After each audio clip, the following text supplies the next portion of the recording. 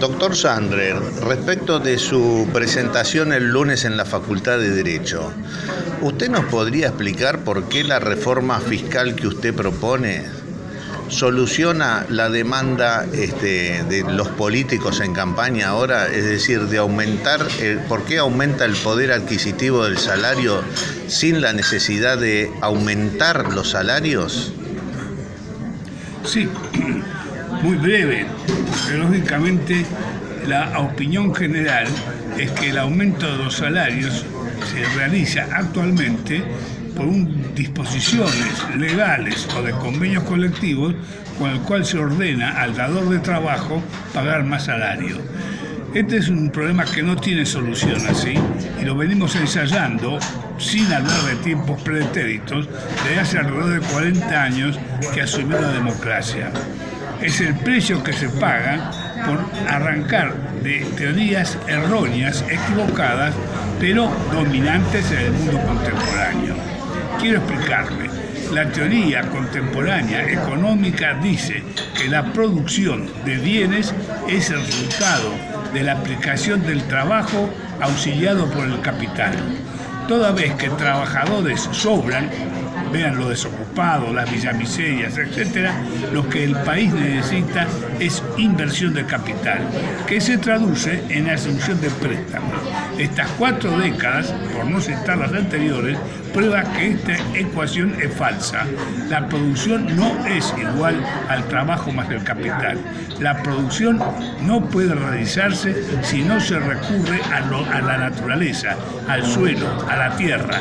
Es decir, que la fórmula no es binaria, sino terciaria. La producción es igual al trabajo auxiliado por el capital aplicado a la tierra. Esta es la primera base de la producción. La segunda cuestión es saber cómo se reparte la producción. En la fórmula binaria, obviamente que la producción tiene que repartirse entre los trabajadores y los capitalistas. Esto ha llevado al constante enfrentamiento social entre empresarios y empleados. La fórmula correcta es otra. La fórmula correcta significa que la producción tiene que dividirse no en 2, sino en 3 partes. Una para los trabajadores, que se llama salario, otra para los inversores de capital, que se llama interés, y otra para el que aporta a la tierra, que es la sociedad argentina. Esta parte que se le da a la tierra se llama renta fundiaria o renta del suelo. Esta renta que cobra el Estado a todo propietario y que se manifiesta por el creciente valor del suelo es el fondo público por excelencia. Si uno aplica esta fórmula tripartita, cesan los conflictos entre el capital y el trabajo. Esto es lo que le quiero decir. Perfecto. Si este es el conflicto entre el cristianismo y los romanos, y entre los hombres de la Revolución de Mayo que trajeron este principio, ¿por qué este principio está ausente en nuestras academias, en nuestras casas de altos estudios, fundamentalmente en Derecho? Por muchas razones concurrentes.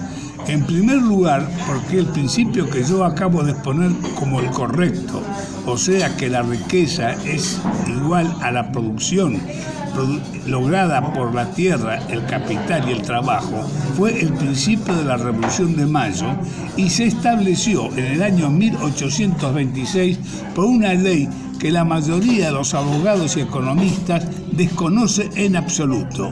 Se llamó Ley de Enfiteusis de Bernardino Rivadavia, aprobada por el Congreso Nacional.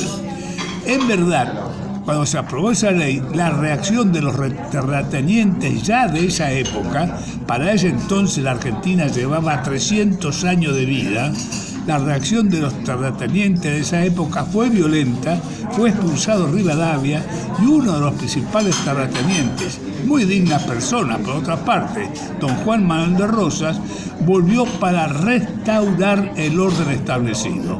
O sea, que los trabajadores cobraban salarios de los terratenientes y los terratenientes gozaban de la renta del suelo. Esto llevó a una dictadura espeluznante hasta la batalla de Caseros. Pero en 1853, cuando se dicta la Constitución, tenemos entonces 2 ideas en pugna. Una que representa a Juan Bautista Alberdi y los herederos de la Revolución de Mayo, que sostenían la fórmula tripartita, y otro, los representantes terratenientes, que sostenían consciente o inconscientemente la fórmula bipartita. La Constitución se aprueba, pero pocos años después, en 1870, los terratenientes vuelven por sus fueros y se dicta el Código Civil. ¿Cómo se dicta el Código Civil? A libro cerrado, no se discute. ¿Quién lo redacta, el Código Civil? Don Dalmacio Beresarfi, el más prestigioso jurista de la época, que había sido además miembro del gobierno de Rivadavia en 1825. Él conocía el problema, pero también conocía la adversidad de los terratenientes. Entonces, para zanjar esta dificultad, recurre al puro derecho romano de propiedad, tal cual lo cita con sus propias palabras en el Código Civil que redactó. Este sistema es beneficiar al propietario con el aumento creciente del valor del suelo que deriva de la inversión de capitales y del aumento de la población. Esto funciona, sin embargo, bastante bien desde 1880 a 1900 porque el mundo estaba en paz y estaba dispuesto a pagar las mercaderías argentinas sin discutir los precios. Pero ocurrida la Guerra Mundial, cerrados los países europeos por el proteccionismo, la Argentina se queda sin compradores. Entonces la fórmula adoptada por el Código Civil hace inviable al país. Hay que hacer una reforma.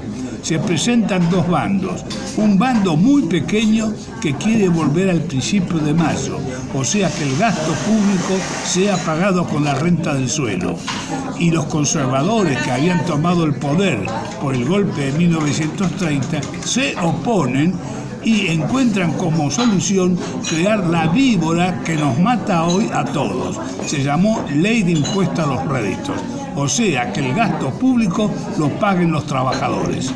Esto se dictó solamente por 3 años, pero una vez que se adoptó, ya se acostumbró, y en este momento tengo la mala noticia que informarle que existen alrededor de 170 leyes impositivas que se nutren todas del salario de los trabajadores.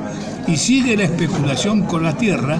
Usted lo puede comprobar simplemente abriendo cualquier periódico y dígame en qué moneda aparecen los inmuebles.